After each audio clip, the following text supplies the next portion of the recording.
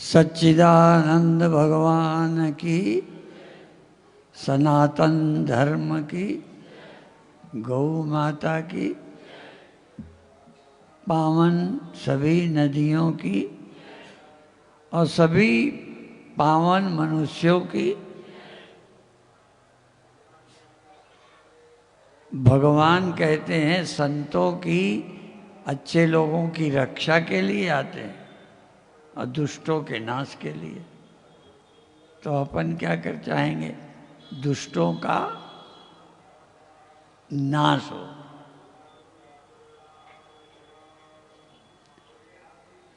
और सुखी कौन होता है? गुरुओं की वाणी में हम सुनते हैं लोक सुखी, लोक और परलोक सुहेले। लोक भी अच्छा हो और परलोक भी अच्छा बने। कई बार लोक के सुख में परलोक बिगाड़ लेते हैं, यही खतरा है।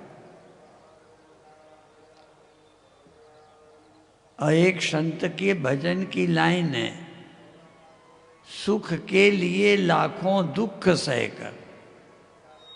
जितने दुख हमने उठाए हैं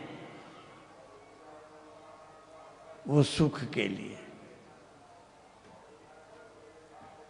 सुख के लिए लाखों दुख सहकर जीवन अभी तक यूं ही बिताए। हे नाथ अब तो ऐसी दया हो, जीवन निरर्थक जाने न पाए। अब 1 महीने बाद जो पैदा होंगे उन्हें महाकुंभ नहीं मिलेगा, कुंभ तो मिलेगा। उज्जैन है, हरिद्वार है, और यहाँ का भी 12 साल में आ जाएगा। कुंभ मिलेंगे, 1 महीने बाद पैदा होने वालों को महाकुंभ नहीं मिलेगा, क्योंकि 144 साल कौन जिएगा? एक आध को हमने सुना था कि देवरावा बाबा जिए, ठीक है। अब कौन जीता है इतना? इसलिए आप लोगों ने महाकुंभ में स्नान किया और महाकुंभ में पीयूष जी के मुख से शिव जी की कथा, शिव महापुराण सुना। और आप जानते हो हमारे यहाँ कई मत हैं, एक वैष्णव हैं, एक शैव हैं और एक शाक्त हैं। हम लोग शैव माने जाते हैं, तो यहाँ शिव जी की कथा हुई, शैव हैं। यद्यपि पहले के लोग ये भी ध्यान रखते थे, शैव त्रिपुण्य लगाते ऐसे, और वैष्णव तिलक लगाते, देवी शक्ति वाले बिंदी लगाते, तिलक भी, चंदन भी अलग अलग। तो ऐसे है, और लोग उससे भी चल के वहीं पहुंच जाते हैं, क्योंकि सब देवताओं का मूल एक ही है। स्वभाव गुण अलग अलग लेके आते हैं, शरीरों का दर्शन अलग अलग ढंग का है, और सबका उद्देश्य एक होता है, जगत का भला करना। और वो सब वास्तव में ब्रह्म है। शिव भी ब्रह्म है, राम भी ब्रह्म है, कृष्ण भी ब्रह्म है। इसीलिए रामायण में जानते हो क्या लिखा है? यन माया वशवर्ति विश्वमखिलम। जिसकी बस में ब्रह्मादि देवासुरा, ब्रह्मादि देवता और असुर सब जिसके बस में, उनको तुलसीदास ने राम कहा है। माने तुलसीदास के राम ब्रह्म है, और इसीलिए कह दिया राम ब्रह्म परमार्थ रूपा। राम परमार्थ में ब्रह्म है, और गुरु भी अलग अलग तरह के हैं, पर गुरु भी वास्तव में, इसलिए गुरुर ब्रह्मा गुरुर विष्णु गुरुदेवो महेश्वरा गुरुरेव परब्रह्म। गुरु परब्रह्म भी। और तुम जानते नहीं हो, नहीं तुम भी व्यक्ति भी हो, जीव भी हो, समझ जाओ तो ब्रह्म भी हो। यही समझना है कि तुम ब्रह्म भी हो। यही कथा का उद्देश्य है कि हम शिव हैं, हम ब्रह्म हैं। इसलिए कभी अहम ब्रह्मास्मि बोलते हैं, कभी शिवोहम बोलते हैं। तो एक बार समझना पड़ेगा, और ठीक से समझ जाए तो देखो, यद्यपि हम लोग भी ध्यान करते रहे हैं, लेकिन अब ध्यान की जरूरत नहीं लगती। हमने ये वेदांत गुरुदेव का ज्ञान प्राप्त करके भी ध्यान किया, और ध्यान का बहुत आनंद मिला, अच्छे अच्छे अनुभव हुए। उस समय ध्यान में क्रोध काम लोभ गए, क्योंकि सारे विकार आनंद पाने के लिए, जो आनंद में रहेगा विकारी नहीं रहेगा। और आनंद प्रेम भक्ति के द्वारा मिलता है। जिनको जितना प्रेम है, भले उनकी समझ थोड़ी कम भी होगी। कई लोग यहाँ, कई को क्रियाएं होती हैं, कई नाचने लगते हैं, कई तो खुशी में भी नाचते हैं, पर कई के अंदर से हुलक उठती है। और उसी हुलक के लिए कहावत है, यदि मन में आई हुलक तो क्या खंजली क्या ढोलक।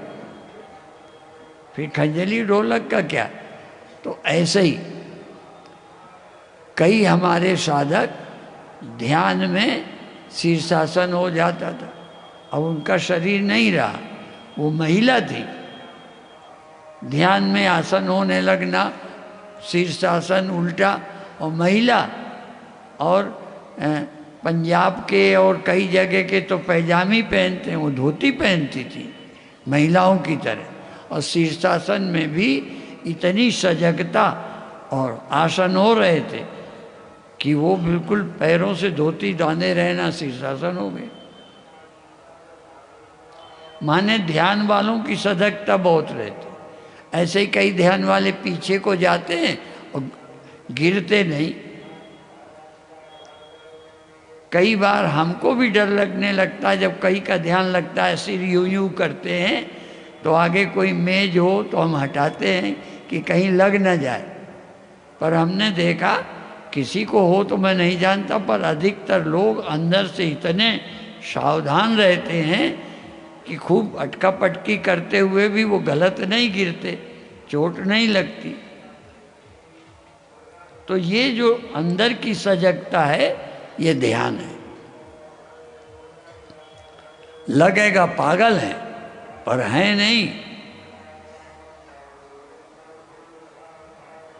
तो अब चूंकि ये आज कथा पूरी होगी, कई लोग इसमें से चले जाएंगे, ठीक है। तो जो यहां लिया है वो साथ ले जाना, ठीक है।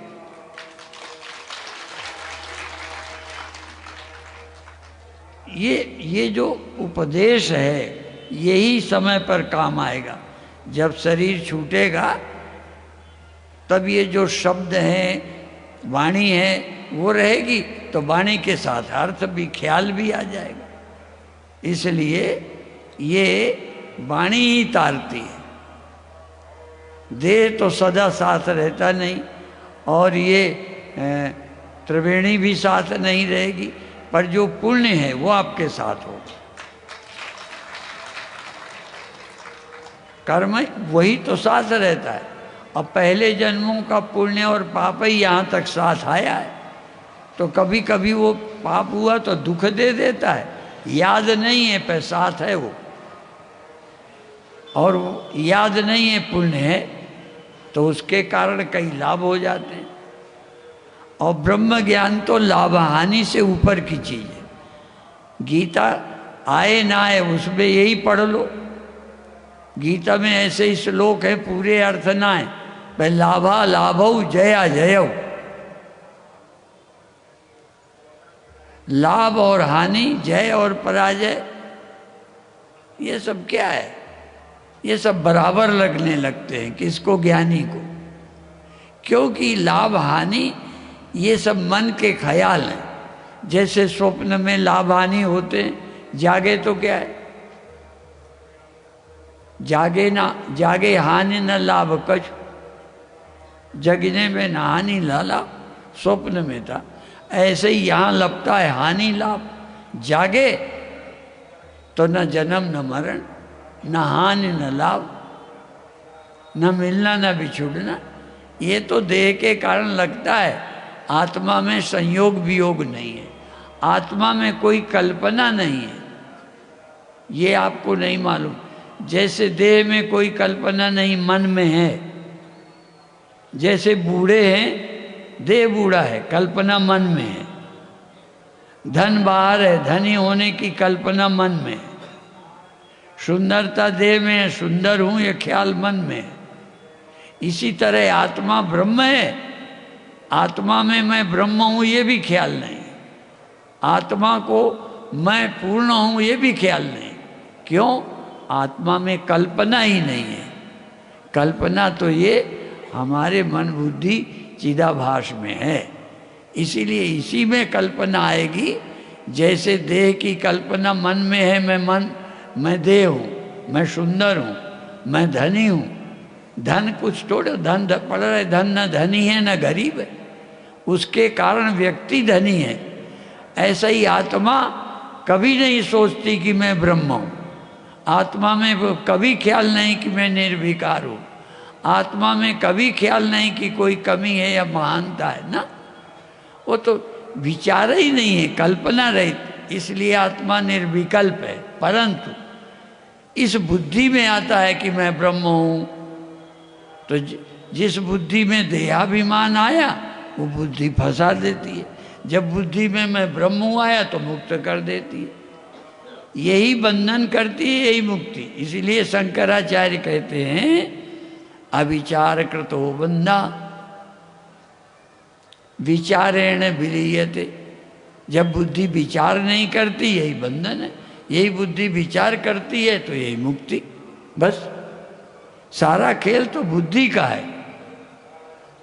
जैसे देह में कुछ नहीं है, बुढ़ापा है पर देह बूढ़ा, देह मरता है, देह को कोई तकलीफ नहीं, देह जलता है कोई नहीं। इसमें बैठे हुए मैं का है। और इसीलिए आत्मा के विषय में भी जिसने देह का अभिमान किया है उसी को ब्रह्म ज्ञान चाहिए। जिसने कर्तापन किया है उसी को मैं करता हूं और भोगता हूं, ये ब्रह्म ज्ञान चाहिए। जो बंधन में है उसी की मुक्ति होती है। देह में बंधन नहीं, आत्मा में बंधन नहीं। इस चिदाभास जीव में ही अभिमान और बंधन है, इसी में ब्रह्म ज्ञान और मुक्ति है। ठीक है, तो आप बहुत बहुत भाग्यशाली हो। आज एक जगह अभी मैं ध्यान करा के आया हूँ।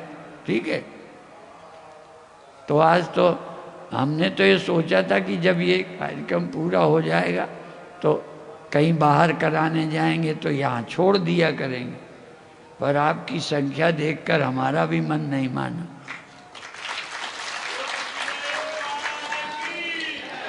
और फिर जाने वालों को प्रेम से विदा करना चाहिए। ठीक है, तो अब क्या करें? ध्यान करना है क्या? है मन? अच्छा, तो कल या परसों जो एक दिन बताया था, आज कान नहीं बंद करना। ऐसे दोनों, दो उंगलियों से, बीच की और तर्जनी, एक ये खतरनाक होती है ना, ये उंगली खतरनाक, और एक बीच की। दो से अपनी आंखें बंद करो, सीधे बैठ जाओ, रीढ़ सीधी करो, प्रसन्न होके बैठ जाओ। दो उंगलियों से अपनी आंखें बंद करो और धीरे धीरे सहलाओ, और उस सहलाने के साथ ध्यान आंख पे ले जाओ। जैसे सोए हुए को नींद से जगाना हो, स्वप्नों से जगाना हो, तो उसके देह को हिला दे तो वो स्वप्नों से देह में आ जाएगा। अब आपको स्वप्नों से तो नहीं और जगह से हटाना है, तो आंख पे लाने के लिए क्या करें? आँख को धीरे धीरे और सहलाओ और अपने ध्यान को पूरे देह से, दुनिया से नहीं, पूरे देह से हटा के आँख पे ले आओ। आपका ध्यान पीठ से, पैर से और सब जगह से आके आंखों में आ गया। अब बेईमानी नहीं करना, पूरी ईमानदारी से, सच्चे मन से पूरा ध्यान आंखों पे आ गया। आंखों पर बैठो। कई लोग कहते हैं तेरे लिए मैंने अखियां खाली रखी हैं और आज हम चाहते हैं अपनी आंखों में किसी और को मत बिठाओ, अपनी आंखों में खुद बैठ जाओ। आंखें और के लिए खाली ही मत रखो, तुम इसमें ऐसे बैठो कि तुम्हारी आंखों में कोई और आ ही ना पाए। ये और आता है तो दुख देता है। ये और हम लोग एक शब्द का अर्थ करते हैं। औरत कौन है? जो और में रत हो जाए वही औरत है। जो और में आसक्त है, और में रत है, वो औरत है। तो तुम अब किसी और में रत मत हो। स्त्री भी आज पुरुष हो जाए, किसी की आसक्त नहीं। किसमें? मैं स्वयं अपने पर आसक्त हूँ। मैं अपनी आंखों में आप विराजमान हूँ, मैं अपने देह में आप हाजिर हूँ, मैं अपने मन में आप हाजिर हूँ। मेरे अंदर अब और किसी की जगह नहीं। जैसे घड़े में मिट्टी बैठ जाए, वो ऐसे बैठी है पर सावधान करना है। घड़े में मिट्टी बैठ जाए, घड़े में मिट्टी के अलावा और किसी को जगह ही नहीं। 100% मिट्टी मिट्टी मिट्टी। ऐसे ही शरीर में, आंख में, कान में, मन में, सब में तुम बैठ जाओ। तुम माने चेतन, तुम माने चैतन्य आत्मा, तुम माने सजगता। अपनी सजगता आंखों पर, कानों पर, पीठ पर, पेट पर, पैर पर, समग्र। पहले आंख पर, सिर पर, कानों पर, नाक के छेद पर, होठों पर, गले पर, हृदय पर, पेट, पीठ पर, धीरे धीरे सब पर, पूरे देह में। जरा देखो कितना कठिन है। पूरे देह में बैठ जाओ। जब पूरे देह में बैठोगे तो कहाँ जाओगे? जब आंख में हो तो कान में गए, कान में थे तो पेट में गए, पेट में थे तो पैर में गए, पैर में थे तो सिर में। जगह है तो जाओगे, जगह ना बचे तो जाओगे कहाँ? आप पूरे देह में बैठो।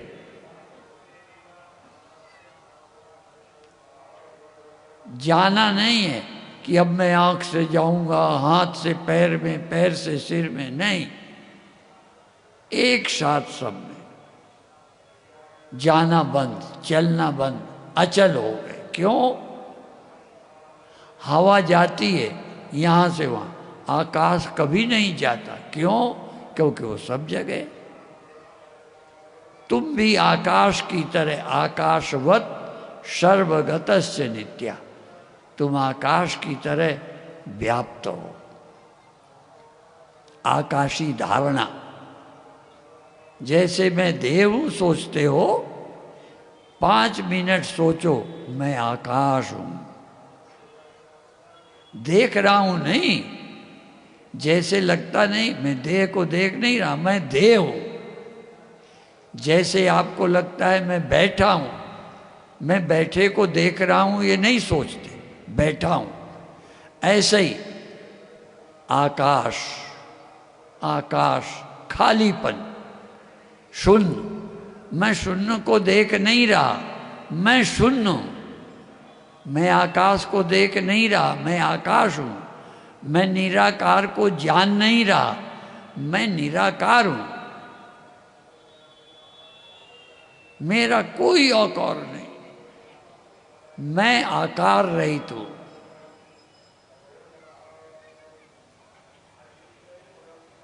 कोई 2 मिनट भी निराकार रहे, कोई आकार ख्याल में ही नहीं, ख्याल में शून्य, निराकार, आकाश, खालीपन।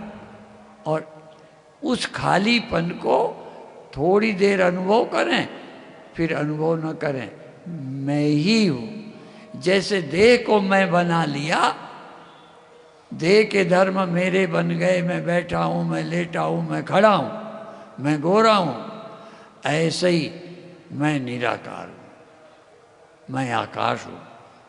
मैं आकाश का ध्यान नहीं करता, मैं आकाश का दृष्टा नहीं, मैं आकाश हूं, मैं आकाश हूं, मैं आकाश हूं, मैं शून्य हूं, मैं निराकार हूं। थोड़ी देर ध्यान, फिर मैं, थोड़ी देर आकाश का, शून्य का, निराकार का ख्याल करो, और थोड़ी देर में ये देखो मैं हूं, आकाश मुझी में मिल गया, अलग रहा नहीं, मैं ही, मुझ में आकाश मिल गया, मैं आकाश हो गया। सफा को मिला जब, सफा हो गया मैं, खुद ही मिट गई खुद, खुदा हो गया मैं। बहुत अच्छे। अब हाथ नीचे कर लो।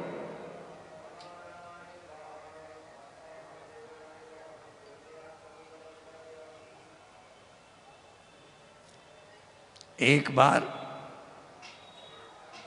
जैसे तुम्हारा शरीर भी है नहीं, चेतन तो है, होश तो है, शरीर नहीं है, फिर क्या है? खालीपन, चारों तरफ खाली ही खाली है।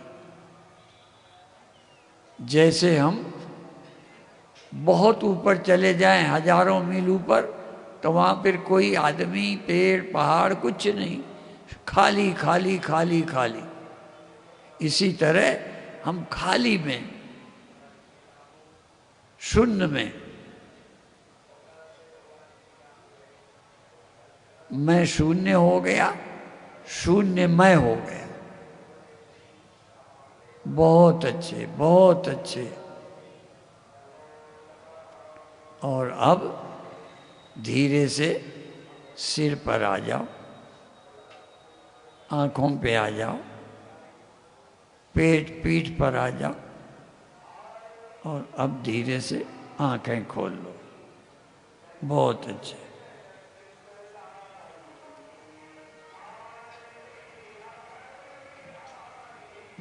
बहुत अच्छे।